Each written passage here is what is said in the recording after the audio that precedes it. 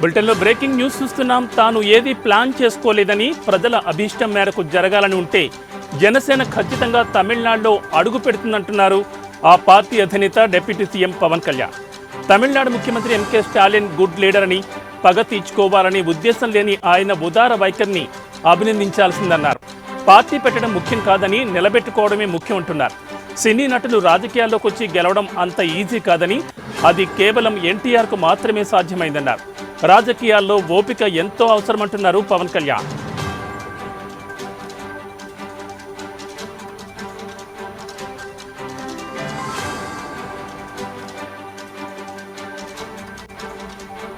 ఓ సమావేశంలో పాల్గొన్న పవన్ పలు విషయాలపై స్పందించారు. నియోజకవర్గాల పునర్విభజనపై ఎలాంటి ప్రకటన రానప్పుడు ముందస్తు నినాదాలు విభజనకు దారితీస్తాయి. ఎన్డీఏ కూటమి సభ్యుడిగా దక్షిణాదికి సీట్లు ఖచ్చితంగా తగ్గవు. విభజన రేఖలు లేకుండా భారతదేశం మరింత ఐక్యంగా ఉండాలి. పునర్విభజన జరగలేదు, దానిపై గొడవ చేయడం వల్ల ప్రయోజనం ఏమీ ఉండదు. దక్షిణాది సీట్లు తగ్గకూడదు, నేను అదే కోరుకుంటాను.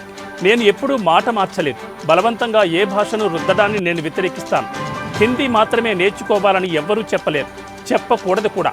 సాంస్కృతిక సమైక్యత కోసం నార్త్ ఇండియన్స్ కూడా దక్షిణాది రాష్ట్రాల భాషలైన తెలుగు, కన్నడ, తమిళాన్ని అర్థం చేసుకోవాలి. ఇక్కడి వారు హిందీ వద్దనుకుంటే మరో భాష నేర్చుకోండని పవన్ అన్నారు.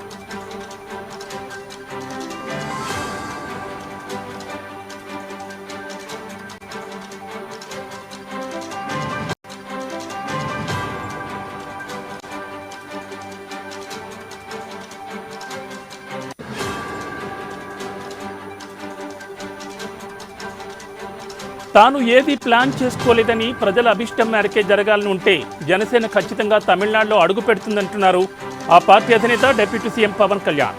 తమిళనాడు ముఖ్యమంత్రి ఎంకే స్టాలిన్ గుడ్ లీడర్ అని, పగ తీర్చుకోవాలని ఉద్దేశం లేని ఆయన ఉదార వైఖరిని అభినందించాల్సిందన్నారు.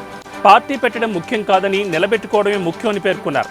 సినీ నటులు రాజకీయాల్లోకి వచ్చి గెలవడం అంత ఈజీ కాదని, అది కేవలం ఎన్టీఆర్కు మాత్రమే సాధ్యమైందన్నారు పవన్. రాజకీయాల్లో ఓపిక ఎంతో అవసరమని చెప్పుకొచ్చారు. ఓ సమావేశంలో పాల్గొన్న పవన్ పలు విషయాలపై స్పందించారు. నియోజకవర్గాల పునర్విభజనపై ఎలాంటి ప్రకటన రానప్పుడు ముందస్తు నినాదాలు విభజనకు దారితీస్తాయన్నారు. ఎన్డీఏ కూటమి సభ్యుడిగా దక్షిణాదికి సీట్లు ఖచ్చితంగా తగ్గవు. విభజన రేఖలు లేకుండా భారతదేశం మరింత ఐక్యంగా ఉండాలి. పునర్విభజన జరగలేదు, దానిపై గొడవ చేయడం వల్ల ప్రయోజనం ఏమీ ఉండదు. దక్షిణాది సీట్లు తగ్గకూడదని నేను అదే కోరుకుంటున్నానని అన్నారు. నేను ఎప్పుడూ మాట మార్చలేదన్నారు. బలవంతంగా ఏ భాషను రుద్దడాన్ని నేను వ్యతిరేకిస్తాను. హిందీ మాత్రమే నేర్చుకోవాలని ఎవ్వరూ చెప్పలేదు, చెప్పకూడదు కూడా. సాంస్కృతిక సమైక్యత కోసం నార్త్ ఇండియన్స్ కూడా దక్షిణాది రాష్ట్రాల భాషలైన తెలుగు, కన్నడ, తమిళాన్ని అర్థం చేసుకోవాలి. ఇక్కడి వారు హిందీ వద్దనుకుంటే మరో భాష నేర్చుకోండని పవన్ అన్నారు.